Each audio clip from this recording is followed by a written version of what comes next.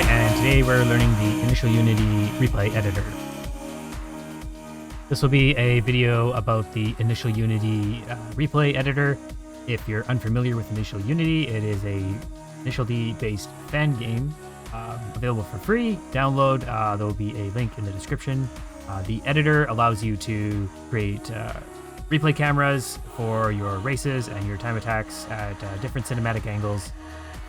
It is notoriously convoluted and confusing, and absolutely pure cinema, and is my best attempt at explaining it or making it easier to understand. If you are prepared for that, please continue watching. If you've used the editor before, this probably won't be that helpful. This is basically just for people, or at least this part is just for people who have never touched the editor or just kind of shied away from it. But maybe there might be something that you know, or maybe there's something you know that I don't, that you can tell me about. Basically, in this video, I just want to go through all the basics of the editor, what you can and can't do, what different things on the timeline are, generally what keyframes are, and then later on in another video or videos, I want to do how to actually put everything together and make different shots, or what kinds of shots you can do. But for now, I just want to focus on the basics. If you have any questions or comments or concerns while you're watching, just leave below and I'll get to them as soon as I can. So I just want to go into it. Let's edit in the IU editor. First, you're going to want to load up Initial Unity, jump into a replay. To get into free look mode at any time, press F7. To get into free look that also follows the car, press F7 and V, or whatever button you have assigned to change camera. Once you're in free look, for some basic movement controls, WASD to go forward, back, and left, Q to pan up, E to pan down, G to roll right, F to roll left. Use the directional keys and mouse wheel to change your FOV. When you're in free look and following the car, you can use WASD to move back and forward around the car, and mouse button 1 and 2 to change the angle. When it comes to changing speed, there is no way to pause and resume. Essentially what you'll be doing is slowing the game down and speeding it up to pause. When traveling at normal speed, press the down arrow key 3 times to pause. From a speed of 0, press up on the arrow key once for 0.1 speed, press up again for 0.5 speed, up again for normal speed, 2 times speed, 5 times, and 10 times. Realistically, your normal speeds that you're going to be using are 0.1, 0.5, and normal speed. There's not really much reason to go to 2, 5, or 10 unless you're just scrolling through the timeline. Open the timeline editor, press F8. If you don't see it immediately, press H a bunch of times until you see it. Timeline consists of 6 main parts. 1. Timeline. This is where your keyframes will be shown, where you can edit, jump to, and delete them. You can zoom in and out on the timeline by hovering over, you have to actually hover over the timeline, and you can zoom in and out with your scroll wheel. However, keep in mind, when you scroll in and out on the timeline, it changes your FOV in your actual shot. If you want to avoid that, you can scroll out on the timeline or scroll in, and then if you hover your mouse above or outside of the timeline, you can scroll in and out without affecting the timeline scroll, if that makes sense. The timeline itself is not measured in time, it's measured in meters. And playhead, which I'm going to talk about next, is going to be measuring the distance that your car is following between the beginning of the track and the end of the track. So if the car were to be in downhill going and you turned around and drove uphill, the playhead would start moving backwards, and if you stopped, the playhead will stop. So trying to do some more elaborate shots around like forward and backward is, I don't know, near impossible. If you figure it out, let me know. Part 2, playhead and scroll bar. Some things to know about the playhead.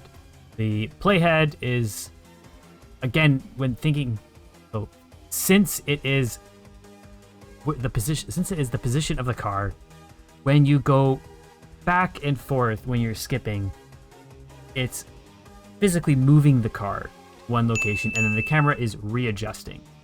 So why are you running? If you are paused at 0 speed and you skip back and then you were to throw a keyframe, it's going to remember that spot before the car started to move. So you'll see your keyframe will be all messed up. The playhead's not always an accurate representation of where your car is. So if you're skipping around or moving around on the scroll bar at the bottom, you need to make sure that if you're going to place a keyframe, you press go first or press at least a 0.1 speed, and you'll see the keyframe readjust where it actually should. Part 3, edit mode. The edit tab. Edit mode on basically just means you are adding your keyframes, deleting them, moving them around. You're in free cam mode. When you're in edit mode off, you are entering into press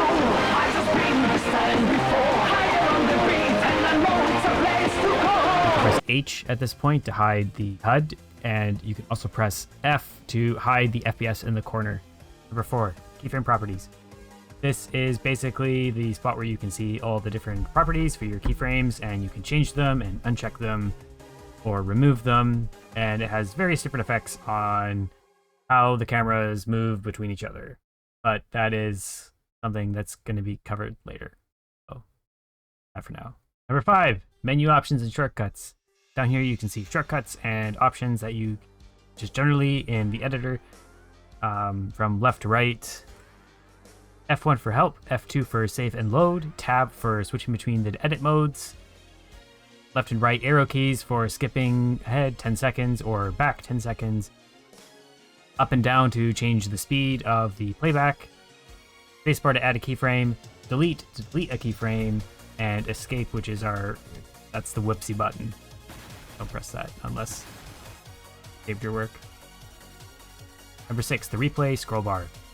This is the little scroll bar at the bottom. You can use it to go, instead of skipping ahead 10 seconds or going forward 10 seconds, you can use it to scroll up and down the replay. Keep in mind, this is going to affect the location of your playhead. So what I said before about playheads, where you press up and you go 0.1 speed just to center out where the playhead's going to be, still applies here. Don't enter whoopsie territory. One of the biggest whoopsies you can do, losing all your progress. If you accidentally hit escape, there is no way to recover your keyframe. What you can do to prevent this is you can save the keyframe. Hit F2 to bring up the save and load menu. If you want to save, type in any name you want and hit save. If you want to load that save, just type the name in again and load it. Try not to overwrite what you do. If you forget the names of things you've saved, there will be a folder in your IU directory called replay cameras where you can find all the files. I guess like the last thing I could talk about for general controls and layout of the editor is the help menu, which is work in progress. It's not, this is it. This is all the information you get on the editor. It just gives you general guidelines for the editor and kind of what each thing does. Tells you edit mode, keyframes, spacebar. It's all pretty basic. I guess they're pretty good explanations if you want to use one sentence, but to put it all together, I don't know. I don't think it really helps that much. The alternative to using keyframes is manually using a controller to control the angles of your shots and following the cars that way.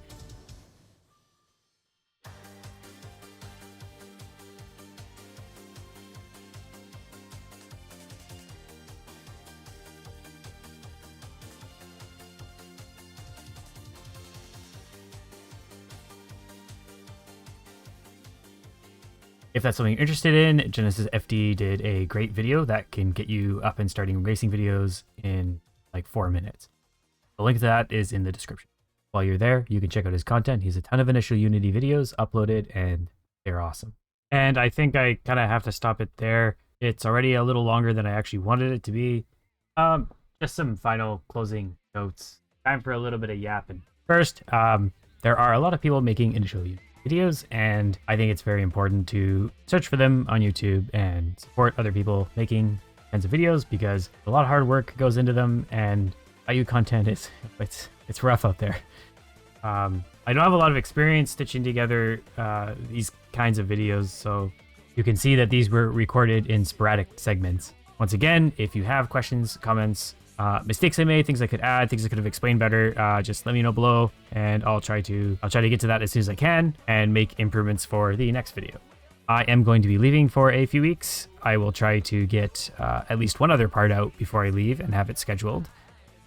In the meantime, if you have any questions or comments or want some information that's going to be in that video, you can feel free to DM me or email me, and I will do my best to help you.